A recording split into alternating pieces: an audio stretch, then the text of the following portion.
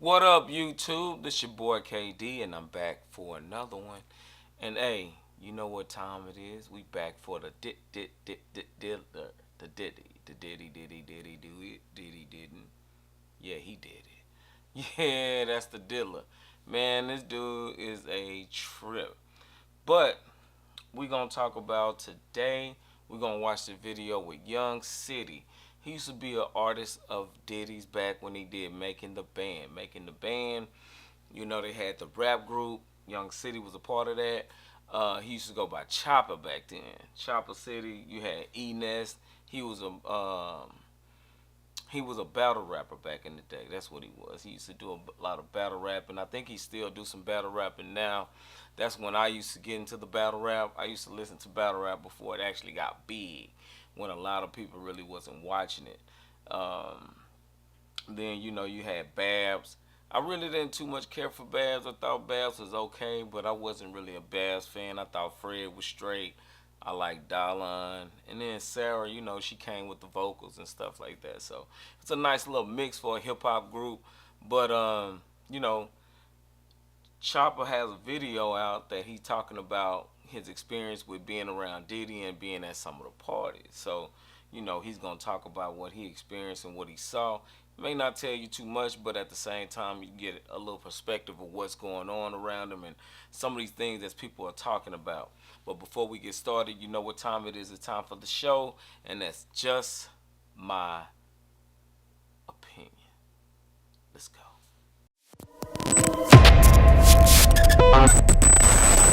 I mean, I've been to buku parties. As a youngster, I've witnessed things that buff me up. You dig? I never experienced it. I would avoid somebody. Think about it like this here. All the money he took from Craig Mack, Black Rob, G Dep, the band, Danny the Kane, Day 26, Biggie. Damn.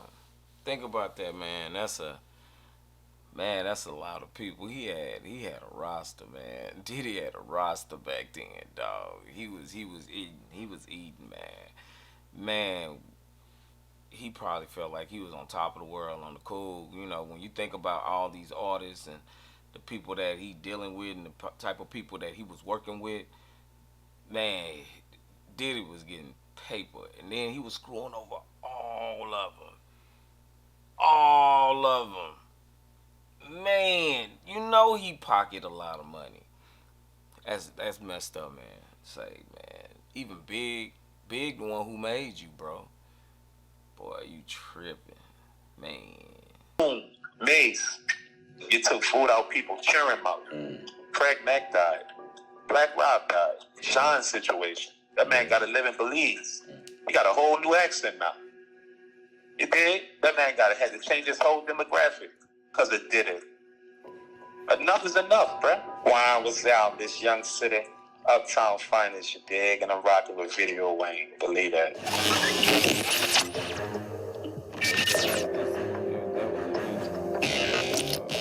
What's in the media right now is this Puffy situation.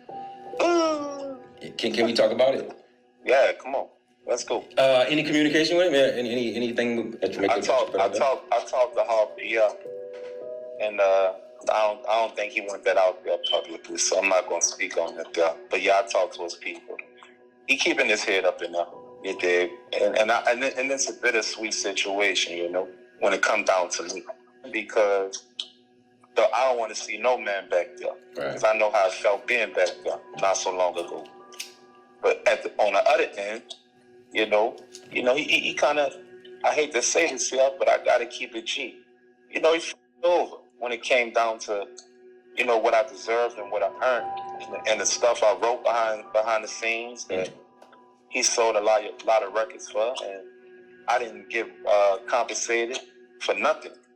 You dig? And courtesy of me being under 18 and signing that Bad Boy deal on the Making the Band show, you heard me? He kind of used that against me and said that he'll get me prosecuted.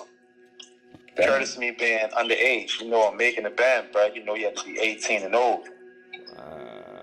And on Wow, think about that. Think about that, man.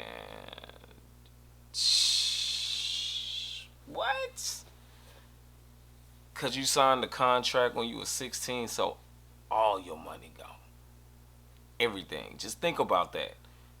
Everything that you don't work for, everything that you don't put time and effort into, you don't get compensated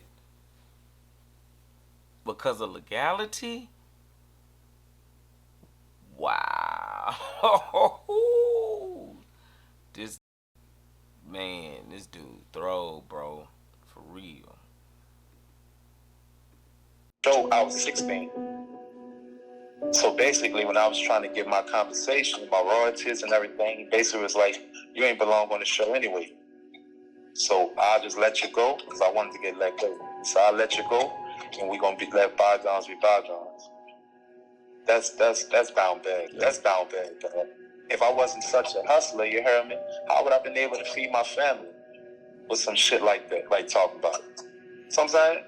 So right at that point when once that situation is born, you kind of pretty much was on your own. Yeah, I mean, after Katrina, I was on my own. Before Katrina, I was at the VMAs, Video Music Awards in Miami with Puffy. You heard me? And before Katrina happened, I had to go home. You know, my baby mama was pregnant. That shit changed my whole life because when the hurricane hit and Diddy called me back. He told me to get back on the road. And I told him, no, I'm not getting back on the road. My people here. So I had to handle my business. I made a choice. My career or my family. And I thought like this here. If I was to die today or tomorrow, bruh, would Diddy be there? Or would my people be there representing me? And I made my choice. And courtesy of that, that's how me and the Bad Boy South situation dismantled. From that point, did it ever mend itself? Yeah, he ended up hitting me later and apologizing after the after effect, you know. But it was a little too late for that. Because when I called Diddy, and, you know, I lived back there in Michigan. So, I had the gold El Camino. Ask anybody back there. I had the gold El Camino. I had the blue Ferrari, Medina 360. I had buku old schools and all this here. But my stupid ass, I'm young, you heard me? So I'm not really thinking in my mind intelligently that these are gifts that I'm getting, Chop. He's gifting you. I'm not thinking as an intelligent man that I am not.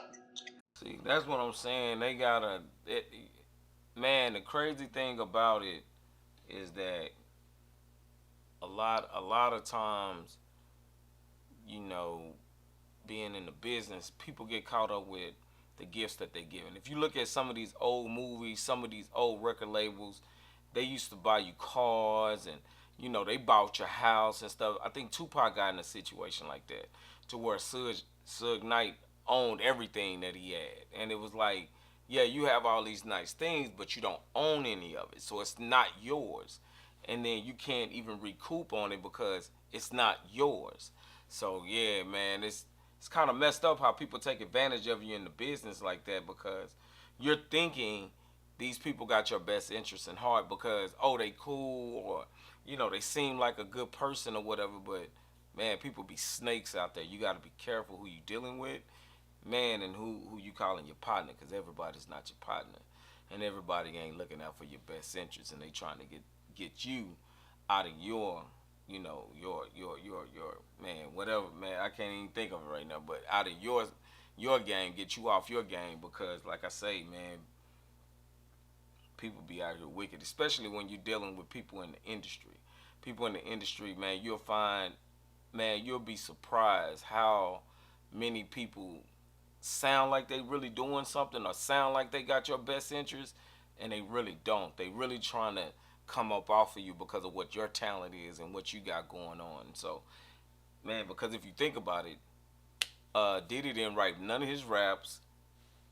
He actually, his fame came from being around a bunch of artists that was hot at the time, and he'll jump in the video, he'll do all these things, and you'll see him as like he was an artist, but he really wasn't an artist. And even the music that he was making, somebody was making that music for him. Somebody was doing the writing. He may sung it, or rapped it or whatever, but somebody wrote the lyrics and stuff like that. And man, it's just crazy how we get caught up into the image of a person and who they portray to be, and then we start thinking like that's who that person really is, and a lot of times that's not the truth.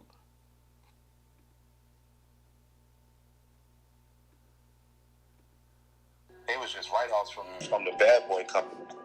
So after when Katrina happened, and I'm like, say, bro, I need to get my cars back and this and that back. And he was like, oh no, you said you ain't want to come on the road no more. You said you ain't want to do this here with me no more. So I'm gonna say no, and that fucked me up. I damn near wanted to kill that nigga. Honestly, I wanted to kill that nigga because he was playing with people's lives, playing Monopoly with a nigga life.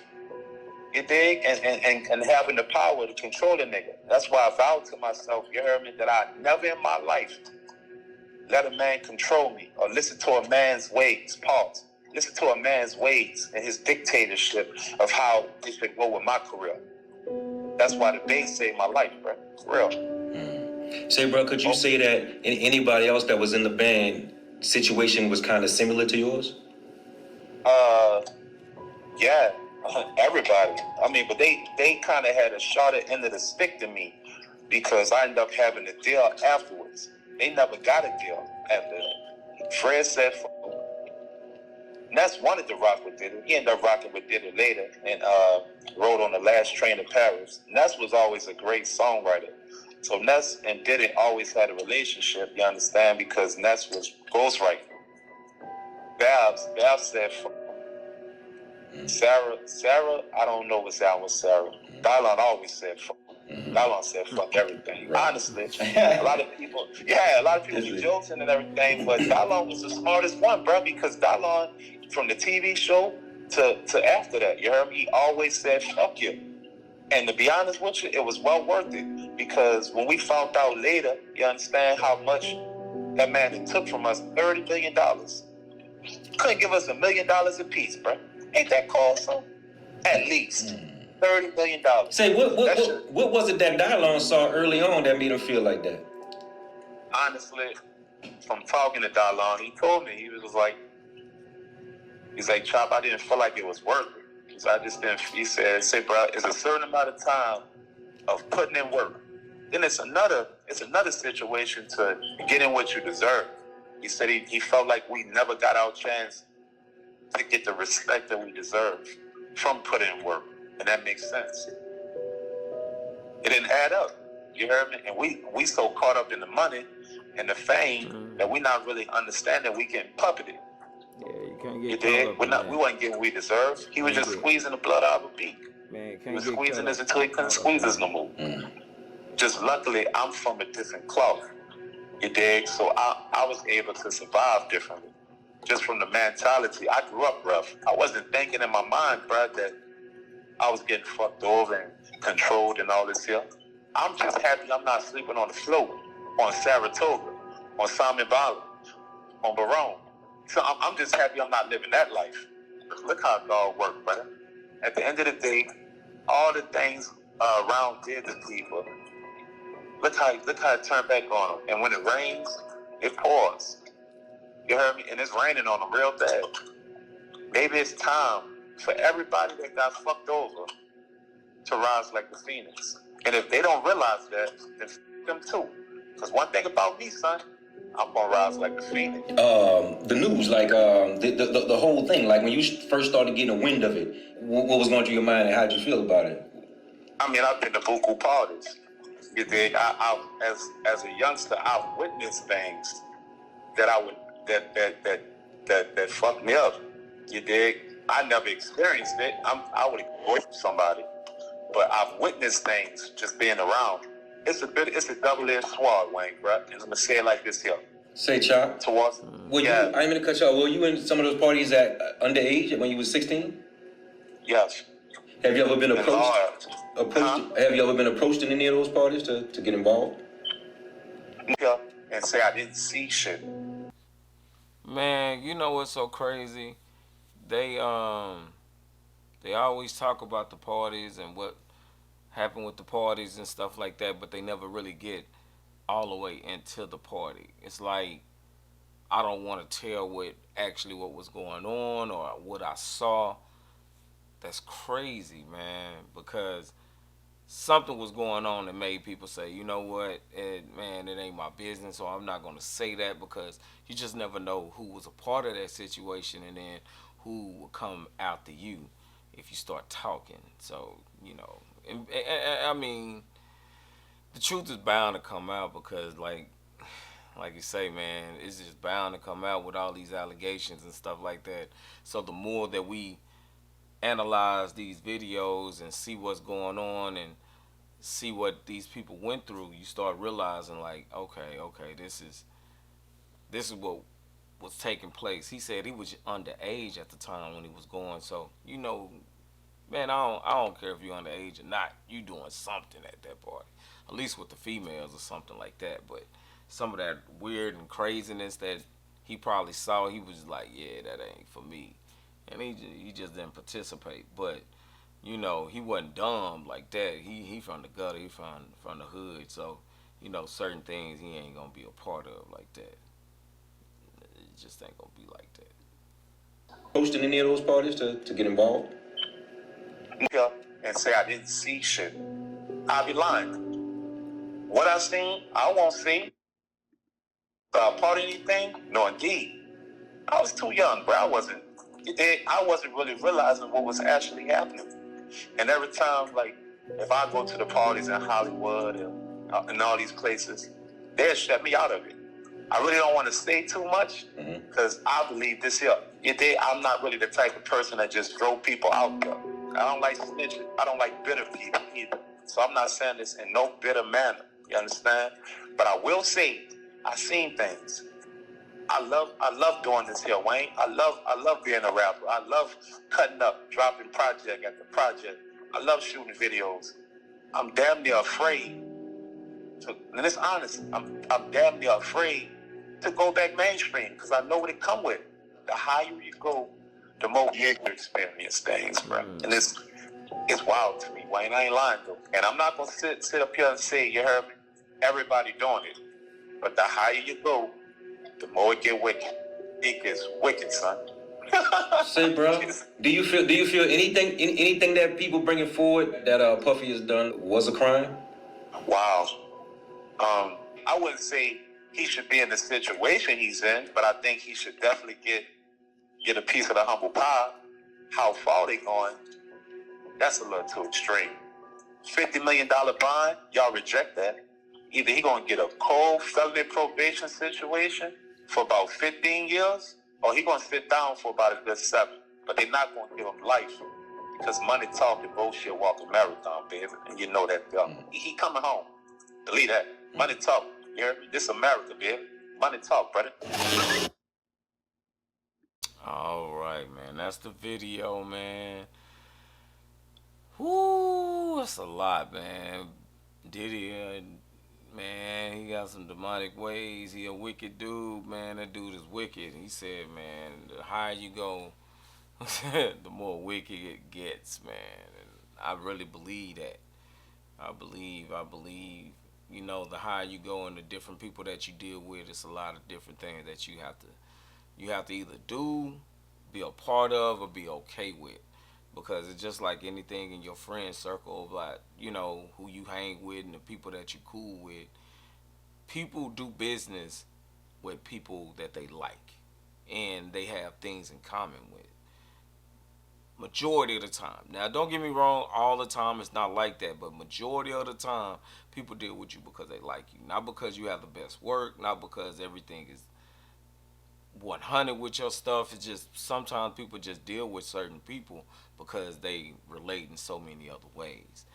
And yeah, man, when you get up that money ladder, some things you're gonna see that you gotta be able to maneuver, and you have to be prepared to say no. What your boy Cat Williams say? You gotta tell him no. You gotta tell him no. Shh, man. But that's the show, man. I don't know, man. It's a lot. But we're going to be back for another one, let you know what's going on. We got more videos coming. And if you like this video, please hit the like button. It helps the channel. Subscribe to the channel if you like what you're watching. And hey, man, it's your boy KD, and I'm out.